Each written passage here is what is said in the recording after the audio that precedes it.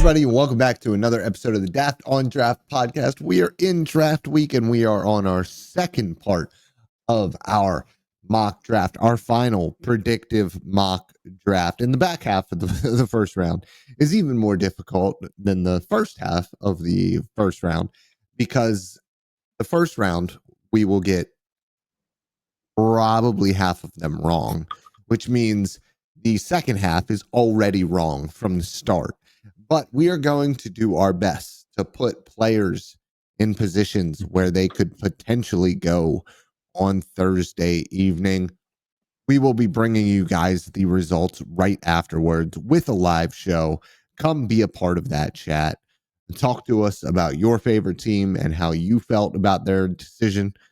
We will talk about your favorite team and how we feel about their decision. But let's go over the first 16 picks of our mock draft here, review them, and then talk through 17 through 32.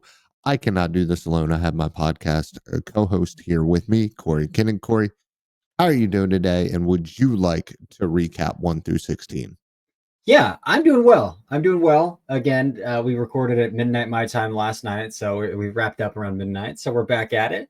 A little sleep deprived, but it's draft week, so I didn't expect it to be any other way here. So let's dive in. Our first 16 picks here: Cam Ward to the Titans, Travis Hunter to the Browns, Abdul Carter to the Giants, Will Campbell to the Patriots. Those first four feel pretty locked in there. Mason Graham to the Jaguars, Armand Membu to the Raiders, Tyler Warren to the Jets, Jalen Walker to the Panthers, Calvin Banks to the Saints, Ashton Genty to the Bears, Michael Williams to the 49ers, Tet McMillan to the Cowboys, Jahdae Barron to the Dolphins, Colston Loveland to the Colts, Mike Green to the Atlanta Falcons, and Will Johnson to the Arizona Cardinals. And with the 17th pick in the 2025 NFL Draft, the Cincinnati Bengals select Jamar Stewart, edge rusher from Texas A&M. The slide finally ends for the freak athlete. If Jadeveon Clowney would have been the 17th overall pick, we would look at his career completely differently than we do if he was the first, right? Yeah, of course. I don't think people remember how insane the Clowney hype was back in 2014. Just because he was a man amongst boys playing at the college level. And he's had a decade-long NFL career. And he's had multiple 9-sack seasons. So he's flirted with double-digit sacks plenty of time, which is a very solid player. Very solid player. I think we're also kind of seeing the same thing with Trayvon Walker, even though he's got back-to-back double-digit sack seasons. But the way that people talk about Trayvon Walker. But I do think we're probably talking about this a little bit different if he wasn't the first overall pick. But if you could tell any team picking in the top 5 that Jamar Stewart would have the career of Jadeveon Clowney, I think people pound the table for that in the top 10. In this class, I don't think that's wrong at all. And when you look at the fit here, if Stewart is here, I don't see any reason why they wouldn't select him, because he is that high end. He's not a Robin, I don't think. But I do think that he is a good complement to somebody like Trey Hendrickson, who is a pass rusher to his very core. The most unaesthetic player in the NFL, in my opinion, but an absolute dog as a pass rusher. And I think you have somebody like Jamar Stewart who brings the power, who brings a little bit of an edge presence, or a lot of bit of an edge presence as a run defender, which is something that Hendrickson, although he is productive as a run defender, isn't a consistent run defender. I think it's a perfect fit for the Cincinnati Bengals, and I think it's a perfect fit for Jamar as well. Yeah, I agree. I mean, with Sam Hubbard retiring, I think they're going to figure out a way to at least get it done with Trey for one more year, whether that's just guaranteeing him a bunch of that money they still owe him for this last year of his deal or whatever. Like, they brought back everybody else. They're clearly going to try to make a run here in 2025. But I think that Jamar Stewart is that ideal base end opposite a guy like Trey Hendrickson in Cincinnati. Now with Al Golden calling the defense there as well in Cincinnati. Yeah, and if he ends up getting, 8 to 10 sacks and he looks pretty productive as a rookie, it'll help them feel better about potentially moving on from Hendrickson. Yeah, absolutely. Absolutely. I tend to agree with that as well. I do wonder, like, if the same way they found Sam Hubbard was like, what, third round? Yeah. Because the base end kind of Second round, skill right? set, I second think it round, was yeah, second round, day yeah. two, that base end kind of skill set, which we both agree that Shamar Stewart has a bigger skill set than being a base end, and the need they could have after this year as well. But I do wonder if they'll lend themselves to like taking a Jack Sawyer round 3 or something like that instead. But I think Shamar Stewart's a 10 times better player than Jack Sawyer. And so the 10 times better draft capital right here happens. And I love the high end investment, to be honest. 18 of the Seattle Seahawks. Mike McDonald gets his Kyle Hamilton. Rinse, repeat. Rinse, repeat. He's had a top 30 visit with them as well. I mean, they kind of have Julian Love doing that kind of Joker role defensively. I think they could still get away with playing him more nickel free, like rotationally. You need somebody else in there though to kind of do what Mike McDonald wants to do. And I don't think there's any better player to wear every hat you could want him to wear than Nick Emenwari in the back end of a defense than this. I think people get caught up in seeing him just kind of play box like overhang-ish at South Carolina, and they try to pigeonhole him to that without recognizing like what it looks like when he turns and burns, what it looks like when he backpedals, the ball skills that he has when he makes a play on the football. Like he's got it all. It's all there. So I think there's very much reason to believe that Nick Emenwari is a pretty complete football player here, despite being asked to just like split drop into the box at South Carolina or split nickel at South Carolina. So I like this fit. I mean, I love this fit. I always have with Mike McDonald and Nick Emenwari here. So 18, Nick Emenwari. At 19, Tampa Bay, the Buccaneers. This is going to be a corner, and it's going to be Maxwell Hairston. A little bit different body type than what I think we're used to seeing in Tampa Bay.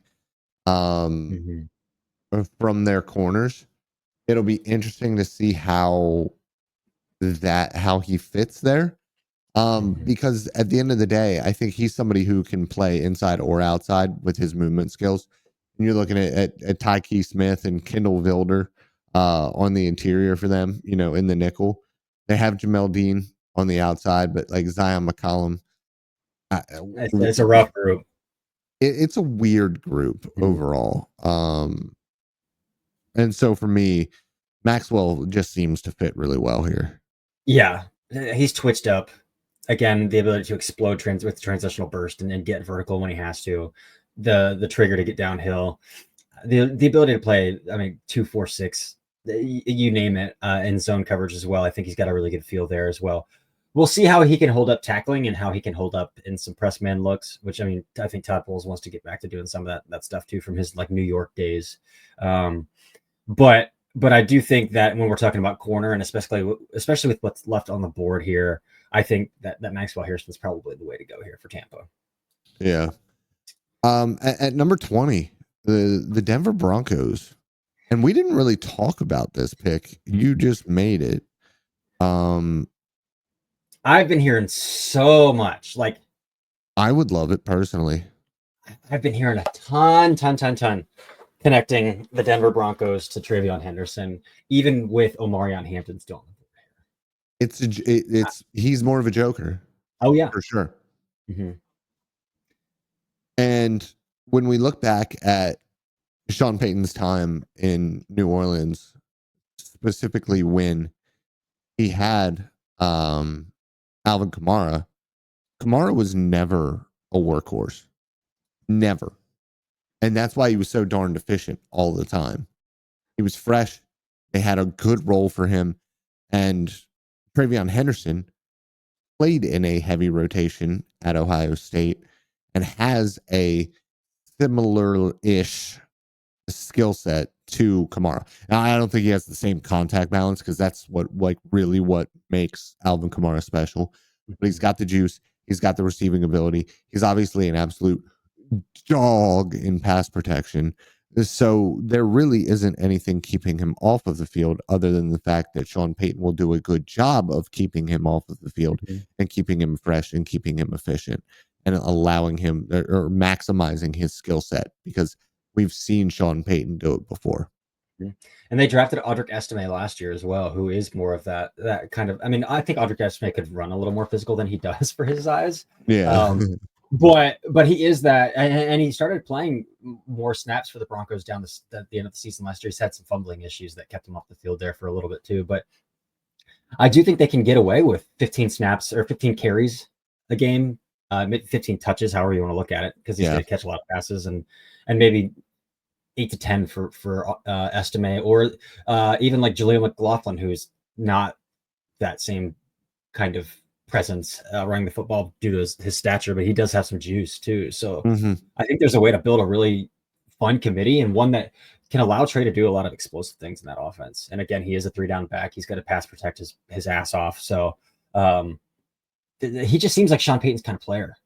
Just seems like Sean Payton's kind of player as well. So now, somebody who doesn't really seem like his kind of player, Shedeur Sanders going to Mike Tomlin seems weird, right? Yeah.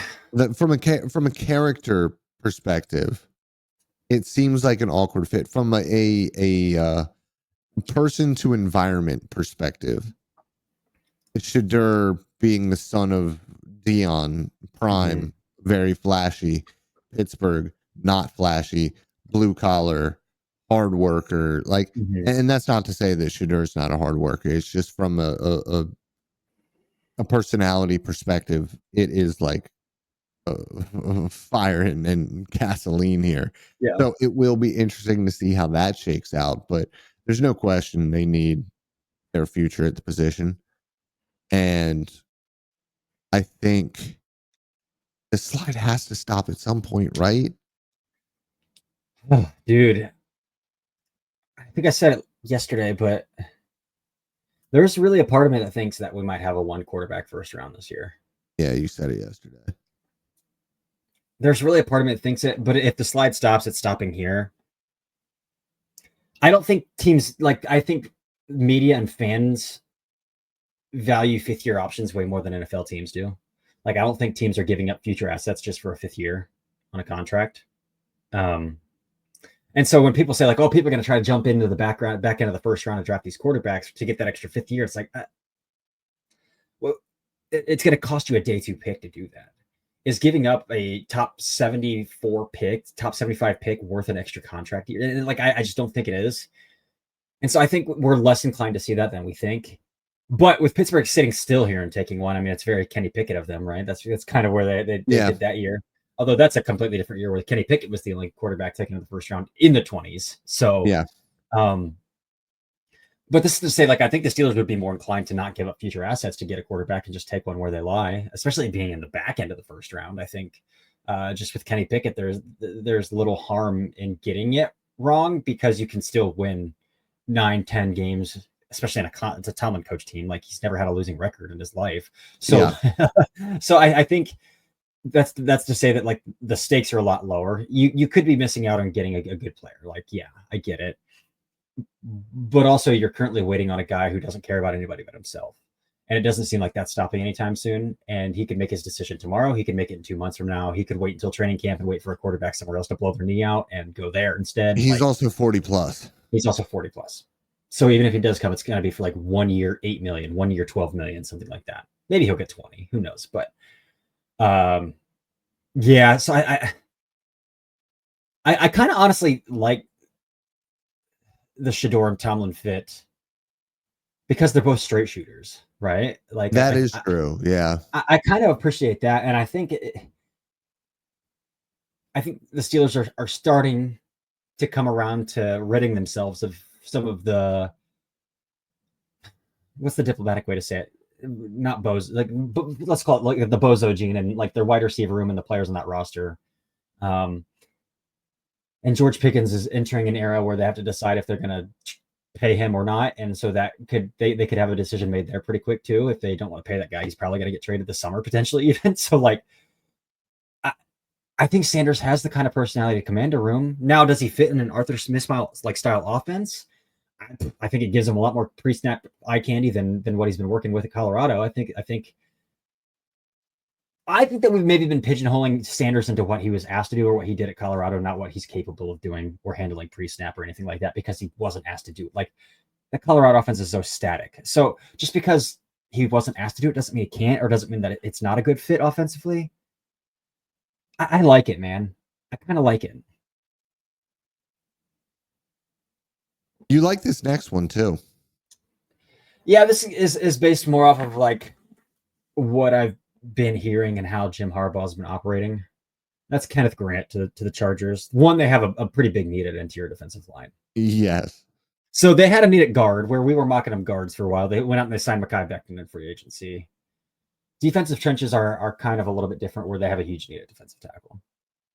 If you look at the players that the Chargers have been signing this offseason as well, it's all players that Jim Harbaugh tried to recruit or did recruit coming out of high school.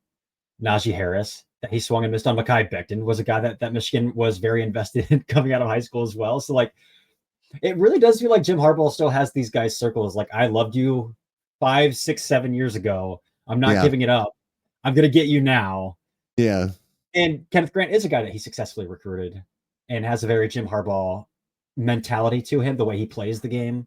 I mean, he's a run first defender as well, and takes pride in kind of that work as well. So I think this is good. Like, this is another case of Jim Harbaugh just going back and getting a guy that he's familiar with and he's comfortable with, because at the end of the day, Jim Harbaugh is not a young head coach either. So, like, I think the amount of uncertainty that these older head coaches, Pete Carroll that we talked about yesterday, the Harbaugh brothers, the amount of uncertainty that they can kind of like dial back, the better. And again, the Chargers are a competitive football team, so you're getting a day one starter, even if he doesn't have that pass rush upside that I think a lot of people see with Kenneth Grant that I don't necessarily do. You're getting a day one player who's going to come in and who's going to fill a pretty big role for you defensively. So that's how I feel about him. Yeah, I agree. The Green Bay Packers. God, this one was tough. Mm-hmm. This one was tough. And the Packers are always a tough one for me personally. But we ended up going with Josh Simmons here. Mm-hmm. Do you want to talk to people through our thought process here? Process of elimination, honestly. They need edge, but there isn't a lot of edge help after the big name edges are already off the board here. They could go defensive tackle. They just drafted Jordan Morgan a year ago, but he's kind of a guard tackle swing kind of player who's probably going to start at guard. Sean Ryan's entering a contract year. I don't know if they're going to pay him. Rasheed Walker's coming up on a contract as well, like a former 7th round pick. He's playing decent football for a 7th round pick, but like, are you committed long term to that guy? And for me, it just feels like Simmons, the slide's got to stop at some point. Yeah. This is where I'm at. That he played I think teams are going to trade up for offensive tackles this year and not quarterbacks. I think we're going to see Connerly, Simmons go earlier than we think. It wouldn't be surprising with the huge need at the position that we see year in and year out at the NFL level. You got to have offensive tackles, man. You have to. Oh, for sure. What I will say about Simmons, though, and this is less of a big deal because he's an offensive tackle. He does have less positional versatility than guys they prefer to draft. Like, if you look at Jordan Morgan, if you look at Sean Ryan, who played tackle coming out of college playing guard. Now, if you look at Simmons is the tackle. Elson Jenkins, who's played all 5 spots. Like, okay, so real quick, Donovan Jackson, is that what you're thinking? Is this the Donovan Jackson spot instead? Like, you could talk me into it. Because at the end of the day, I think that Donovan Jackson's tackle tape is really good. And so that could be a Donovan Jackson spot. But at the end of the day, like, if you get a high-end tackle, you take the high-end tackle. And we've talked about it time and time again that Josh Simmons' tape up to the point of injury is like OT1 tape. But again, we didn't get this. Like, the best level of competition he played was Iowa and Michigan State. Yeah. He missed the Oregon games where he got hurt. He missed the Abdul Carter gauntlet. He missed the playoffs where, again, he would have gotten James Pierce. He would have gotten Oregon again. He would have gotten Texas. He would have gotten Notre Dame. So, like, we don't have the high end LOC, level of competition, on his tape from this year. But the athletic traits are there. The refinement from year to year, from 2023 to 2024, he took the leap in terms of his technique. So I think Simmons is a guy you take the shot on because he is just a high end athlete, and we saw him take that leap. And you say, like, he's still got room to grow, because at the end of the day, like, I think he came into camp at Ohio State at like 300 pounds even. I think he was sub 300 pounds last year. So I think you even have the frame to continue to build on as well, with those movement skills, with that knee bend, with all of those tools. That's a tantalizing thing not to take. I agree. And something else that is a tantalizing thing, too tantalizing not to pick, is somebody who can come off of the second level and blitz, or come down to the edge and rush like a legitimate pass rusher a little bit, for a Minnesota team with Brian Flores, who loves to send pressure. And that is Jihad Campbell, who I think is LB1 in this class. Mm-hmm. I think he has the potential to be one of the best coverage linebackers in the NFL, with his movement skills, with the ridiculous improvements that he made to his game in that specific aspect this year for the Alabama Crimson Tide. I thought he was phenomenal this year. Mm-hmm. I think that he has legitimate, like, all pro potential at the position. And if you allow him to attack downhill and you allow him to blitz a little bit, this is a guy who I think can get 5 to 8 sacks a year, and then also pick 2 or 3 balls off. And be a good coverage linebacker.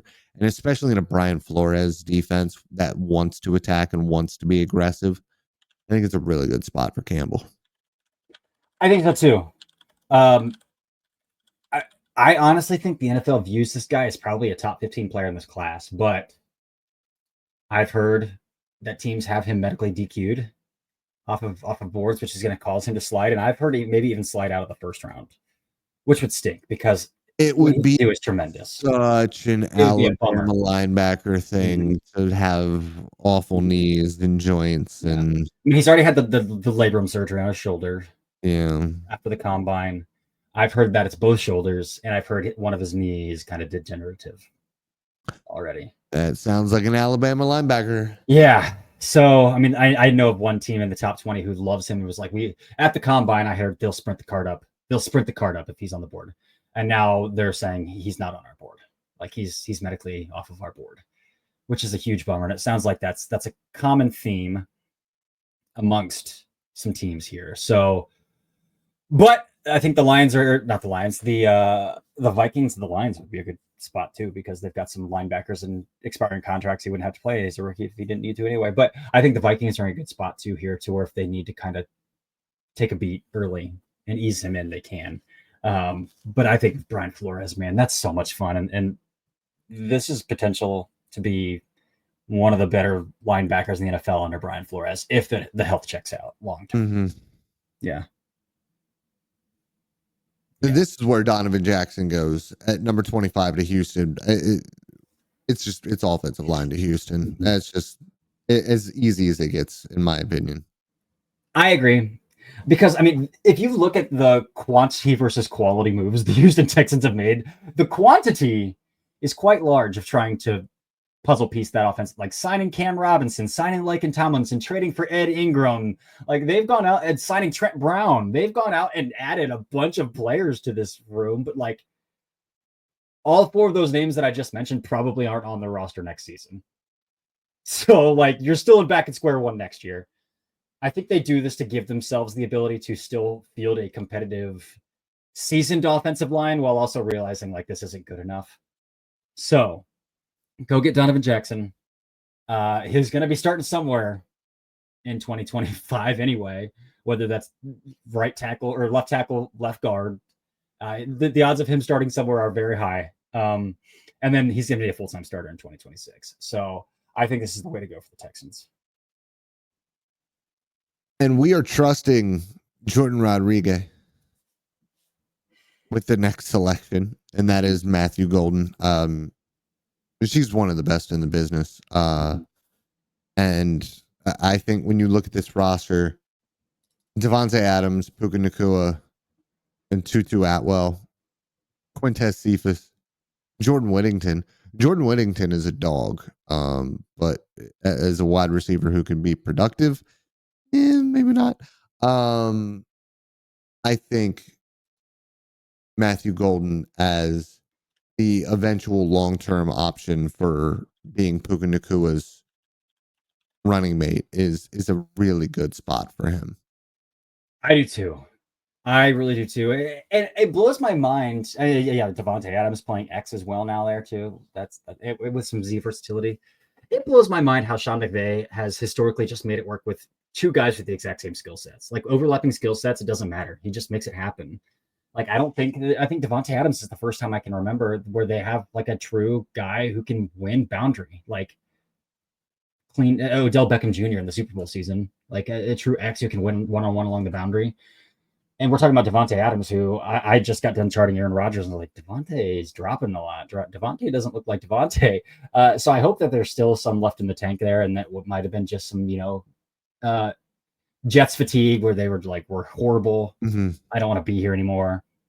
But Golden very much is that same like skill set overlap where they're just going to make it work.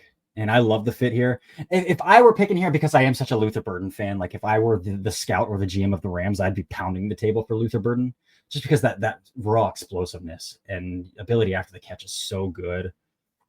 But I get wanting to get a more down in and level the field refinement that Matthew Golden can bring. Where I do think that, like, did you see that Matt Miller tweeted out practice clips of Luther Burden, by the way? This is a quick. No.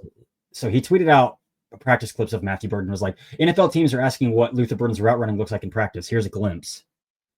And it was Luther Burden running routes in practice and like one-on-ones. And it's going to take a little bit of time for him to get there. Let's just say that. So I've raved about Matthew Golden for so long. And I do think this is the appropriate value for Matthew Golden. Like the pendulum has swung where I was like, man, Matthew Golden's really good. We need to talk about him. And then the 4.29 happened, and I was like, we're going too far with Matthew Golden. And I do hope that we get back into this range because I think it does level set a better, clearer, more ideal expectation for who Matthew Golden can be and what he should be at the NFL level, especially as a rookie. So Rams 26 is an excellent slot for Matthew Golden. And with the Ravens at 27, we've talked ad nauseum about their need for interior offensive linemen. Mm-hmm. And to get somebody like Gray Zabel from North Dakota State, who has positional flexibility all the way from the inside, from the pivot to left tackle where he played for them, I think with Ronnie Stanley's history of injury concerns, even if they are more short-term usually, I think having somebody like Gray who can move to the outside in a pinch, because it's not like they don't have anybody on the interior. You just wish that they would have a little bit better or higher end players there. So I think he brings that as a guard. I would love to see him at center, but Tyler Linderbaum exists there. So he will play guard for them. Which guard position he plays, who actually really knows, whether it'll be left or right guard. But I do think having the positional flexibility to slide out to the left side is a good fit for Gray. I do too. And I know they just re-signed Ronnie Stanley, and you mentioned the versatility there to kick out. Like, just because he was healthy last season, that was the first time in 3 seasons that he's been healthy, like fully healthy. So having that safety valve is a really nice upside for this pick as well.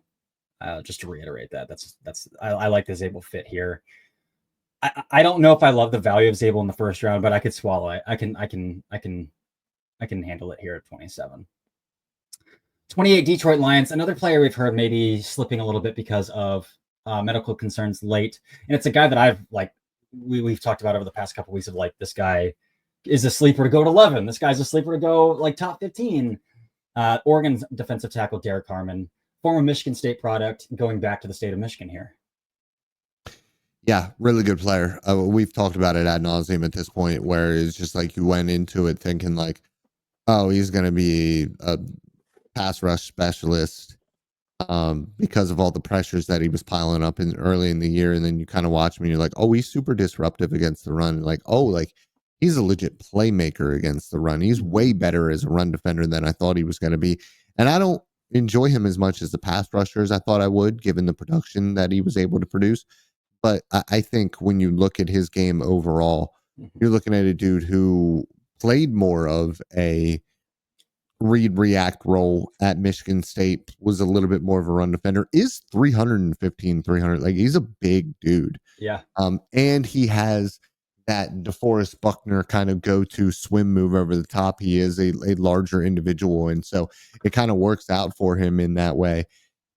Plus, he works games really well with his partner. I mean, obviously, it was Jamari Caldwell, and you know, having that type of rapport with your running mate is very good.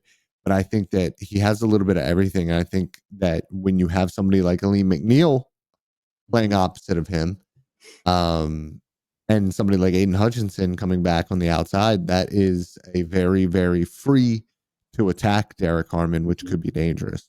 Yeah. Yep.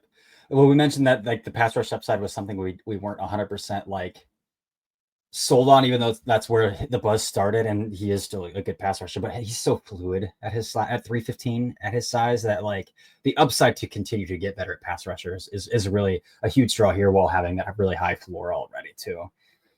29 Washington Commanders. Dan Quinn has a way of making these like hybrid safety corners, like a Deron Bland-ish kind of player, like a Quan Martin, who was already in Washington, kind of work at a high level. Jaron Kearse is another player from Dallas, his Dallas days as well, that they got a lot out of, that he got a lot out of. This feels like a natural stopping point of the slide of Malachi Starks. I think Quan Martin, we had talked about, can do a lot more of the nickel stuff. You can let Malachi Starks still do some rotational nickel stuff while also being your free, your over the top safety in Washington, and really shoring up the back end of that defense, which is really, I think, the next step for the Washington Commanders, because the offense is pretty good now, especially after the trade for Deebo Samuel, and the trade for Laramie Tunsil. Yeah. Ezaraku is another name here, just because their edge rushers are very much like we talked about rotational base kind of run base stoppers, run defending kind of guys. But Dan Quinn loves safeties. There's nothing Dan Quinn loves more than safeties, and putting 3+ safeties on the field as much as possible. And Malachi Starks is just too good of a player to drop all the way to 29. Agreed, 100%. We're getting near the end here.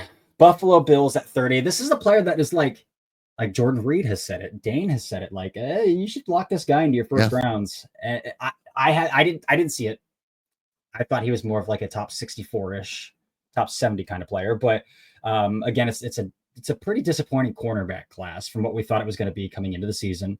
And so it makes sense that you know, bigger, agile guy like Trey Amos can elevate this late in the process. So right here, the Buffalo Bills shoring up their cornerback room, which is putrid on paper. Trey Amos to the Buffalo Bills here.